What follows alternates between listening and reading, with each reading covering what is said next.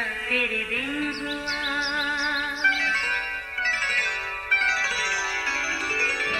नया फिर दिन हुआ, पुरानी रात का करे सो शुक्र हम खुदा की जात का, खुदा की जात का नया फिर दिन हुआ।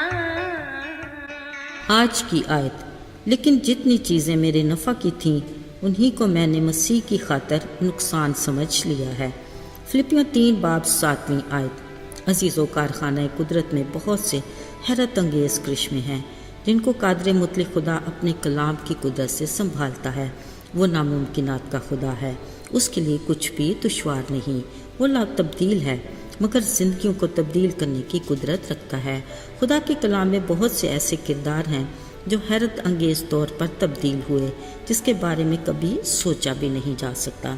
जब यीशु मसीह का ज़मीनी दौर इख्तिताम पजीर हुआ, इसके बाद का दौर ऐसा था कि आसमानी बादशाही की मुनादी का काम बड़े ज़ोर और शोर से शुरू हुआ, जो उस दौर के मजहबी ठेकेदारों के लिए नाकाबिल बर्दाश्त था। उन्होंने तो ये सोचा था कि ये एक बिद्दत है जो यीशु के बाद दम तोड़ देगी और रफ्ता रफ्ता उसके पैरोकार और उसका नाम लेने वाले खुद ही मिट जाएंगे। मगर ऐसा ना हुआ, बल्कि नजात के काम का प्रचार रोज़ बरोज़ जोर पकड़ता गया और ईमानदारों की जमात में इजाफा होता गया। ऐसे में कुछ लोग उठ खड़े हुए जो अपनी महदूद सोच और नाकस अक्ल के मुताबिक नामनेहाद बिदत को मिटाने और रूमी सरकार को खुश करने के लिए सरगर्म अमल हुए। इनमें साउल नामी एक शख्स भी था, तुंद मिजाज और जोशीला, मगर सरकारी सतह पर एक मुअज़्ज़ज़ शख्सियत था। उसने सरकार से इस तरह के इजाज़तनामे लिए वो खुले बंदों इबादत खानों में जाता, औरतों मर्दों को बांध कर लाता और कैद खानों में डाल देता। वो शागिर्दों को भी हरासा करता।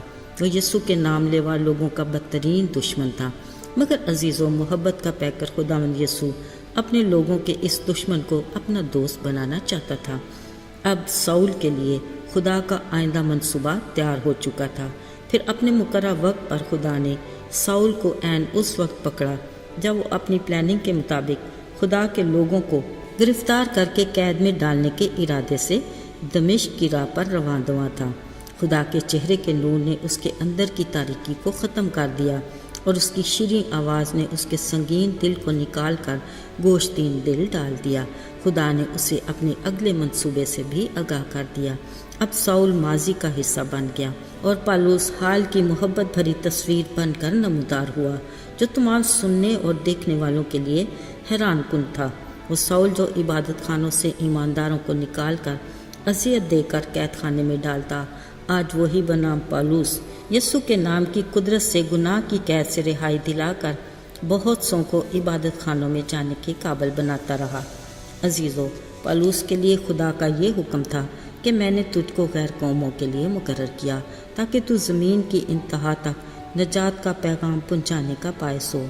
आज जब वो एक जगह बड़ी दलेरी से नजात की खुशखबरी और गुनाहों से मुआफ़ी का प्रचार कर रहा था, तो एक शख्स बैठा जो पाँव से लाचार था।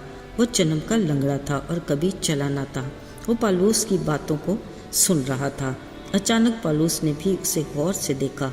खुदा के रूह की तहरीक से उसे इस जन्म के लंगड़े के ईमान का अंदाज़ा हुआ। उसने बीमार से कहा, अपने पाँव के बल खड़ा हो जा। अजीज़ों, कलाम मुक़द्दस में लिखा है, वो उछल कर चलने फिरने लगा। आसपास खड़े लोग बुलंद आवाज़ से कहने लगे कि आदमियों की सूरत में देवता उतर कर हमारे पास आए हैं। वो फ़कत इस एक मौजे की वजह से जिससे खुदा के नाम को जलाल मिला, इज़्ज़त के तौर पर पालूस और उसके साथी बरनबास को मंदिर का पुजारी बैल और फूलों के हार फाटक पर लाकर उनके वास्ते कुर्बानी करना चाहता था। जब पालूस ने ये सुना तो अपने कपड़े फाड़े और पुकार कर लोगों से कहा, हम तुम्हारे हम तबीयत इंसान हैं, तुम्हें खुशखबरी इसलिए सुनाते हैं ताकि तुम इन बातिल चीज़ों से किनारा करके जिंदा खुदा की तरफ फिरो, जिसने आसमान और ज़मीन और समंदर और जो कुछ उसमें है पैदा किया और इंसान को हर नेमत अता करके उनके दिलों को खुशी से भरा।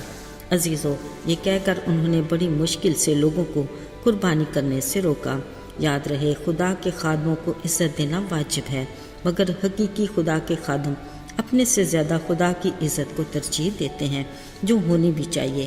خدا کا بندہ یہی پالوس، جس کو رسول کا اعزاز بھی حاصل ہوا، اگرچہ وہ ایک اعلیٰ درج کا خادم تھا جو غیر قوموں میں بھرپور طریقے سے خدا کی قدرت کے کام کو انجام دے رہا تھا، مگر وہ اپنے کسی بھی نفع کو خدا کی عظمت اور شان کے آگے کوڑا سمجھتا تھا۔